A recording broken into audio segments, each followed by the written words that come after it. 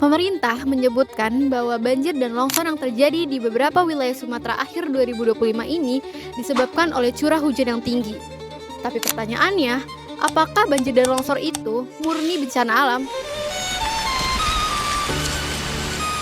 Faktanya, curah hujan tinggi memang terjadi. Namun, beberapa penelitian dan laporan media menunjukkan bahwa dampaknya lebih parah dikarenakan lingkungan yang sudah lama rusak, khususnya daerah hulu, daerah aliran sungai. Data dari Walhi menunjukkan bahwa di sejumlah DAS besar di Aceh seperti DAS Singkil, Pausangan, dan juga Krueng Kripa bahwa tutupan hutan telah berkurang secara signifikan akibat aktivitas perusahaan yang secara resmi beroperasi di sana. Selanjutnya, kajian KPPOD juga mencatat bahwa 28% kawasan daerah aliran sungai di Sumatera dibebani oleh izin perkebunan, pertambangan, HTI, serta proyek energi dengan total luas sekitar mencapai 94.000 hektar. Artinya, bencana banjir dan longsor yang terjadi di Sumatera tidak bisa dilepaskan oleh kebijakan publik dan juga keputusan birokrasi yang diambil jauh sebelum bencana itu terjadi. Jika kita melihat dari perspektif birokrasi dan governansi, kebijakan itu bekerja di dalam suatu jaringan atau yang disebut sebagai governance network theory, yang dimana kebijakan publik itu bukan dibuat oleh satu aktor saja, melainkan lahir dari hubungan dan ketergantungan antar aktor seperti pemerintah pusat, pemerintah daerah, perusahaan, dan masyarakat. Namun, hubungan antar aktor ini menjadi gagal apabila jaringan di dalamnya tidak dikelola dengan baik.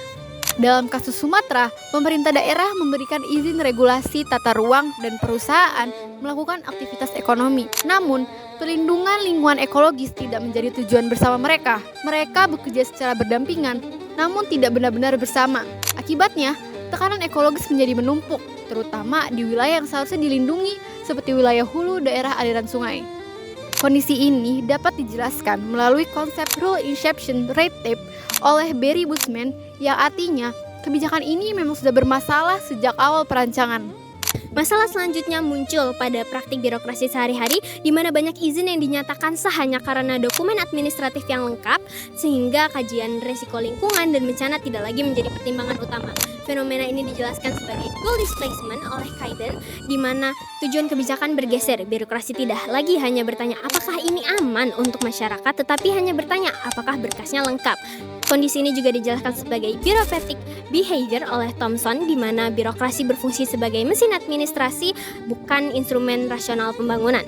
Selain itu, para pejabat birokrasi sering berada dalam peran ganda tidak hanya sebagai regulator, tetapi juga fasilitator investasi, sehingga keselamatan ekologis seringkali kalah oleh kepentingan ekonomi jangka pendek.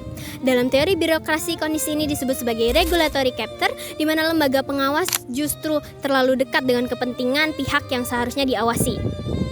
Setelah banjir terjadi, pemerintah mulai mengambil langkah. Pemerintah daerah bersama Kementerian Kehutanan dan Kementerian Lingkungan Hidup mulai melakukan peninjauan lokasi, investasi penyebab banjir, dan evaluasi izin perusahaan. Beberapa pejabat juga menyatakan mereka akan menindaklanjuti perusahaan yang terbukti melanggar aturan lingkungan, termasuk kemungkinan pemberian sanksi administratif dan pencabutan izin. Namun, jika dikaitkan dengan konsep pengawasan dalam administrasi publik, pengawasan seharusnya bersifat preventif, yaitu memastikan kebijakan sesuai dengan tujuan awal dan mencegah jadinya penyimpangan. Dalam kasus ini, pengawasan justru terlihat sebagai corrective control, yaitu baru dievaluasi setelah bencana terjadi. Fakta bahwa kerusakan di daerah aliran sungai itu telah berlangsung lama, namun pemerintah baru mengevaluasinya setelah bencana terjadi, menunjukkan bahwa pengawasan di lingkungan itu belum efektif untuk mendeteksi dan mencegah risiko sejak awal. Dalam konsep akuntabilitas publik, birokrasi tidak hanya bertanggung jawab pada aturan ataupun prosedur, tetapi juga pada hasil kebijakan tersebut dan bagaimana dampaknya terhadap masyarakat dan lingkungan. Jika izin usaha dikeluarkan di kawasan hulu daerah aliran sungai, lalu kebijakan tersebut berkontribusi terhadap rusaknya fungsi hidrologis dan para banjir, maka pemerintah tetap memiliki tanggung jawab. Fakta bahwa evaluasi izin dan penindakan perusahaan baru ramai dibicarakan setelah bencana ini terjadi menunjukkan bahwa akuntabilitas publik itu masih lemah di tahap pencegahan. Karena itu, bencana alam di Sumatera ini tidak hanya dapat disebabkan oleh curah hujan yang ekstrim saja ataupun faktor alam, tetapi juga mencerminkan gagalnya kebijakan birokrasi, hubungan antar aktor, dan bagaimana perlindungan terhadap masyarakat itu sendiri.